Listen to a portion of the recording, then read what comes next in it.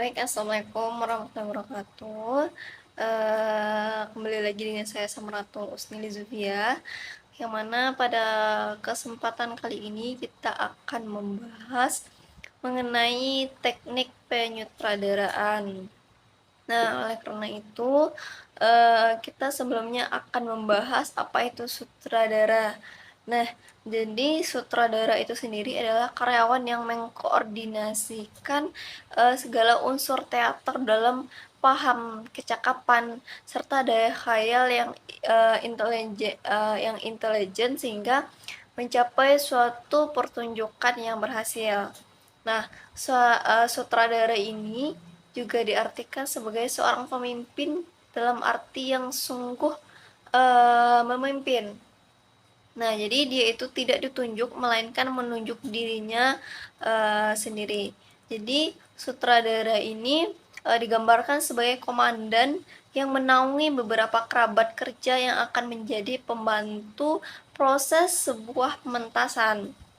Nah, dia itu harus berkonsentrasi penuh, yang mana itu supaya tercipta hubungan baik dengan kerabat kerjanya sehingga tidak ada miskomunikasi atau miscommunication, yang mana dalam berbagai hal yang bersangkutan dengan tugasnya sebagai pemimpin proses pementasan. Nah, kedudukan sutradara adalah sebagai penghubung antara naskah, pemain, dan penonton dalam sebuah pementasan.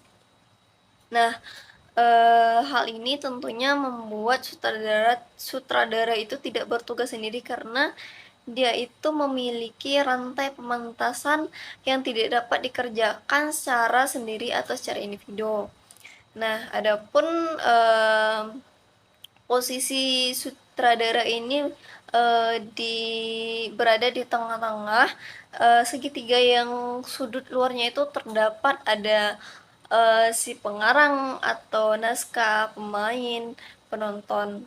Lalu sutradara ini adalah sumber kekuatan yang seharusnya menyalurkan ketiga kelompok yang telah saya sebutkan tadi. Nah, sutradara itu disebut juga dengan karyawan teater yang bertugas untuk mengkoordinasikan segala anasir teater dengan paham, kecakapan, serta daya imajinasi intelijen guna menghasilkan pertunjukan yang berhasil. Nah, jadi sutradara ini juga berhubungan dengan produser atau yang membiayai suatu pementasan. Lalu ada manajer, pimpinan tata laksana. Lalu selanjutnya ada stage manager, yaitu yang mengatur panggung dan seluruh kelengkapan. Nah, jadi ekspresi seorang sutradara dalam menyalurkan idenya itu atas dasar sebuah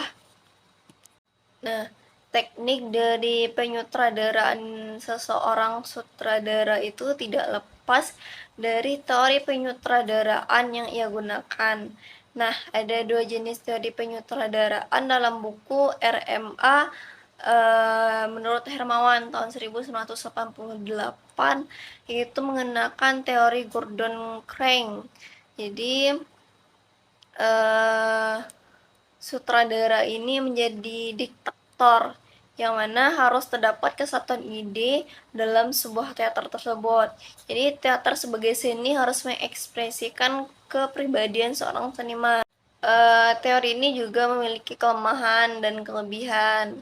Nah, kelebihan yang terdapat pada teori ini yaitu pada kesempurnaan hasil pementasan, karena pada saat latihan dan pementasan dia itu cenderung sama. Nah, keterlibatan, keteraturan, dan ketelitian itu dijamin rapi apabila menggunakan teori model ini. Namun juga teori ini memiliki kelemahan.